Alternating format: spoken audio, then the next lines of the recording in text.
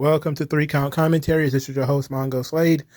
And today we're going to talk about the sort of nuclear arms race between XPW and GCW to see who could be the filthiest, most disgusting wrestling promotion. And seemingly XPW has won the race. So, if you want to know what I'm talking about a week or two ago, GCW, that'd be Game Changer Wrestling, that's owned by Brett Lauderdale. They had what was called, it was a match between two wrestlers. One of them was Matt Cardona. The other was a guy named Sexy Eddie. And Sexy Eddie, his gimmick is that he wrestles naked. So he was wrestling his match with his hands over his junk, doing basically just working a regular match. He did a moonsault naked. He was selling, rolling around on the ground like a caterpillar. It was absolutely embarrassing and some of the worst material that I've seen at a wrestling show. It went viral upon being seen. It went viral because people believed that sometimes at GCW shows children are there. Brett Lauderdale quickly said, no. It was an 18 plus event, as if that made it better. As if, adults wanted to see a grown man's bare ass doing moonsaults and stuff in public. I mean, not really. But then this following weekend, XPW decided to take it to the next level, to remove the hands, to have a wrestler in the ring naked get stabbed in his dick with a syringe. In a system that we live in, where two wrestling promotions have a lot of overlap in what they do. Both of them are deathmatch wrestling promotions. GCW is slightly better, a little bit more tactful, in so much as they actually sometimes provide good matches. XPW, the wrestlers, the owners, and the talent are fueled by fentanyl, heroin, and Miller Lite. That essentially explains everybody that has anything to do with XPW. And Rob Black, the owner of the promotion, is a former pornographer. I'm not sure. I think he was a porn director, or he owned a porn store, or he owned a porn organization, or something to that effect. But he was steeped in the porno industry, and XPW has been around for 20 years, as opposed to GCW, which has only been around for a few years. So ultimately, both promotions are seemingly out to be the worst promotions possible. GCW, however, is a little bit more progressive. They have trans wrestlers. If somebody says something offensive about a trans wrestler, Brett Lauderdale's flopping around in the dark trying to figure out a way to apologize, which he actually did recently, where I think somebody in the crowd said something, well, some wrestler said something offensive on the microphone. This was last year, I believe it was. And people were so upset. He's like, "Oh my God, I gotta find some way to apologize. This doesn't affect GCW at all." XPW, however, they revel in it. They put a guy out there named the MAGA Butcher. I don't know anything about this guy, but he's dressed like Sandman from ECW 95. They're waving a Trump flag. They're openly calling trannies men, and out there really being offensive on purpose. They're kind of being cringe, though. So you've got the cringe progressivism of GCW that wants to be wrestling's for everybody, guys, but we're going to bleed all over each other and hit each other with fluorescent light tubes. Meanwhile, XPW is all kind of screw the FJWs, man. We're going to do us, while they hit each other with fluorescent light tubes and roll around in glass. So it's essentially the same thing, right? We're seeing this bifurcation where it's the same content, unnecessarily. I mean, well, you've done everything that you could possibly do in the ring. Both promotions typically have people falling from the ceilings for some reason. Most recently, XPW had a wrestler with a chair, a plastic chair, like something your mama would be sitting in on her back porch, on her patio or something like that. And this person got into the chair and jumped off the balcony in the chair through a table. Broke the chair, broke the table, probably broke their tailbone. It was ridiculous. To the highest degree, it was retarded. But these companies they're in an arms race. to see which one can just do open porn in the middle of the ring first. You got GCW who have Effie on the roster. He's the guy who was kissing Jon Moxley in the mouth. He was the guy who was pretending to jack off in the ring. He was the guy who was doing the dildo spot with Marco Stunt. He is everything with him is kink. Essentially, all art in the left wing space has become kink. If you don't know, now you know. It's all sexy or sexualized. It's all kink. None of it is any good. Meanwhile, on the XPW side, it's all vulgarity. Guess what? The same match in which a man got stabbed in the dick with a syringe, that same wrestler, a dildo was forced down his throat. So you had the same match, which, somebody got stabbed in it. That's the crazy thing about it, right? You had a guy have a dildo shoved down his throat. And that wasn't the worst thing that occurred.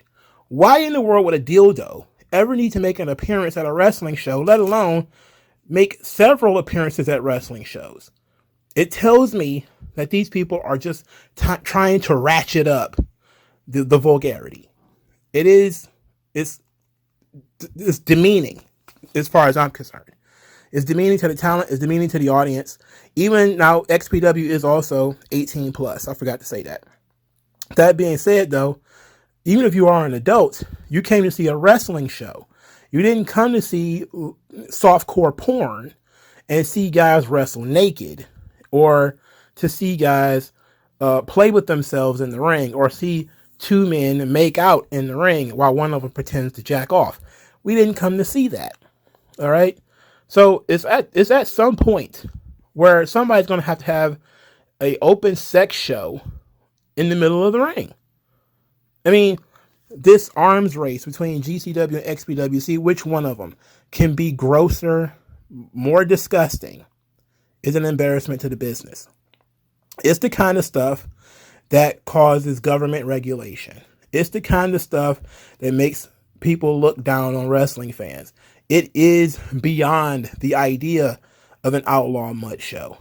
An outlaw mud show might just be a small promotion that pays people in hot dogs and onion rings.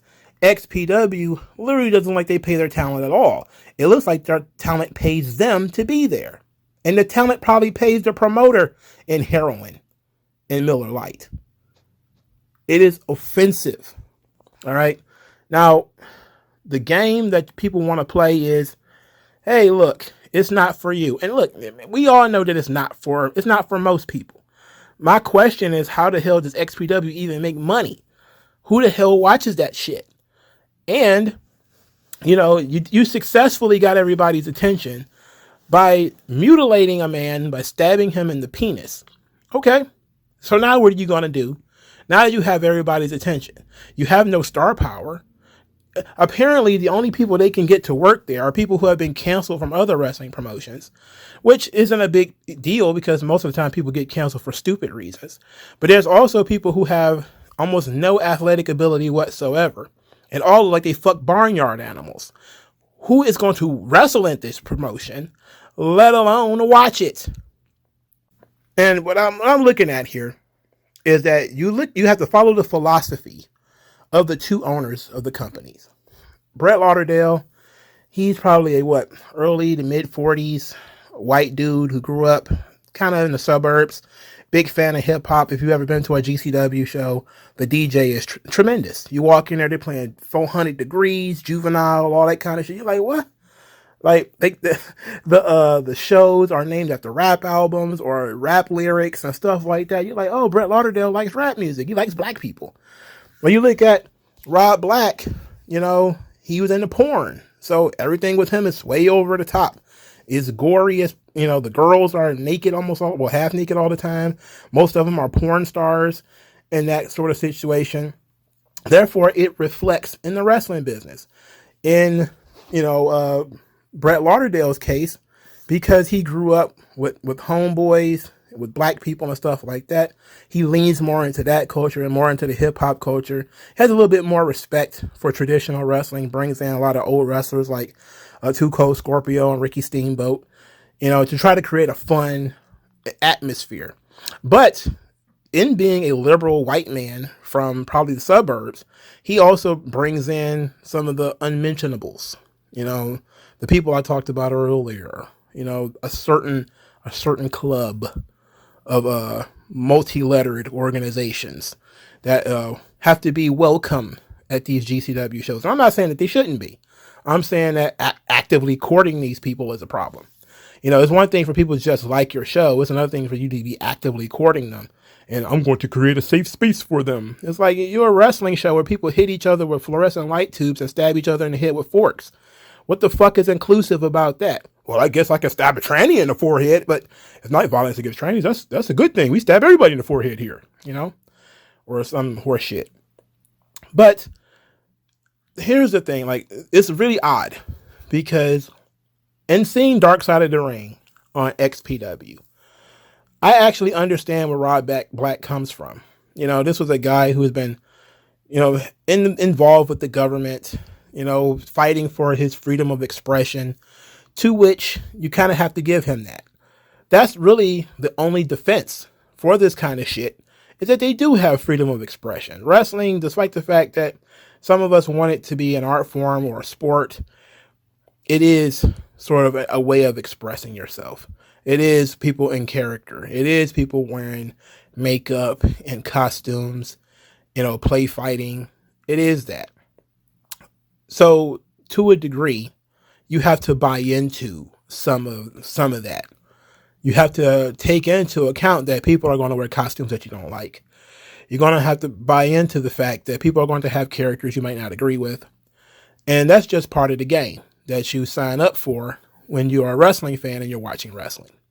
At the same time, though, for a company to completely take advantage of your tolerance for the over-the-topness of wrestling, to bring basically pornography and self-mutilation or, rape or whatever the hell into the ring, which Effie actually does by, forcefully banging people against his ball sack or whatever, which he does in matches with men and women.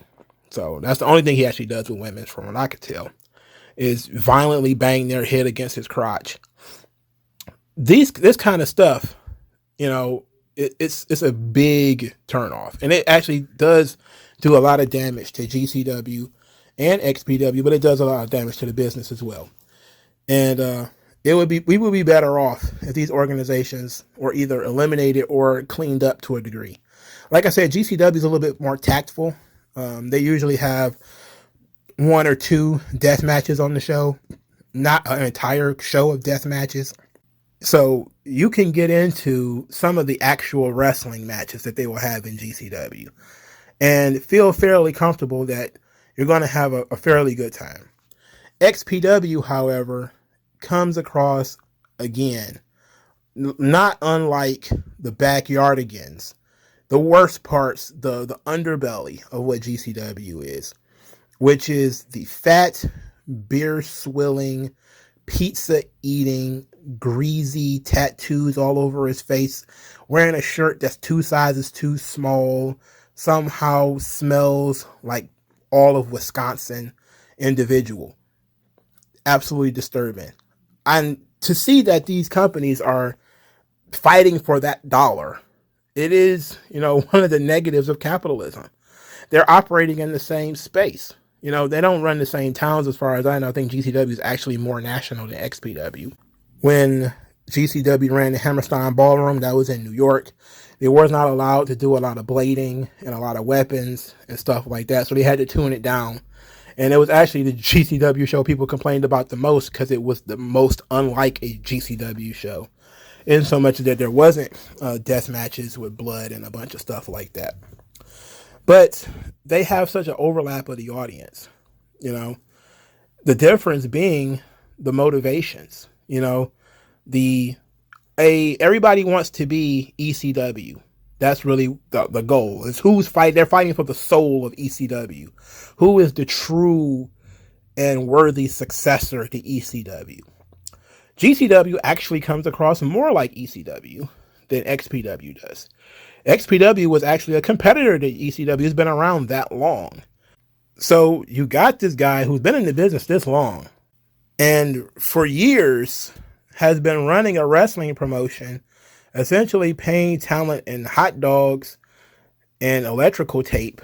You know, they barely make gas money, I would imagine, because look at the talent who shows up. Only people who need money because they were, you know, forced out of other companies or they just got out of prison. You know, so we're looking at this place and we're saying to ourselves, wrestling can do better than this. You know, we could do better than what GCW has put out there and what XPW has put out there. We can do better than that. And this idea that we need to stab each other in the dick or rolling around naked or pretend to be masturbating or do anything that involves dildos. We don't want kink wrestling, you know? So GCW and XPW need to chill with the kink wrestling. Nobody cares to see naked men in the ring kissing each other or rolling around or shoving dildos in their own mouth or anything like that. Nobody cares to see that crap. Now, here comes a new challenger. It's not just these guys. Because as we know, DDT over in Japan is just as bad. This is the organization where Kenny Omega was not only sticking his fingers up somebody's ass, but had people sticking their fingers up his ass. These folks, they decided to make somebody human toilet paper. They had 3 guys on the turnbuckle. So you see the 3 turnbuckles. There's a one guy with his pants pulled down on top of each turnbuckle. Asses are facing the ring. Somebody grabs the face of the 4th guy. A 5th guy grabs the face of the 4th guy, and he runs this guy's face up all 3 of their asses like toilet paper. So let me tell you, it's not stopping just in the United States. Just like the ultra-violent death matches went nuts in Japan, and they were setting each other on fire, and people were losing tons and quarts of blood. There was razor wire and explosions because of Onita and all that shit. It's the same thing happening. It's the same thing. They were wrestling children and blow-up dolls over there. They wrestling with dildos and masturbating in the ring over here. It needs to stop. It's got to stop. It's getting out of hand. It's getting way out of hand. And before long, it's going to go too far. And just like all nuclear arms races, it's going to lead to mutually assured destruction. Thank you guys for your time. I'll talk to you guys later. Do all the YouTube things. Peace out.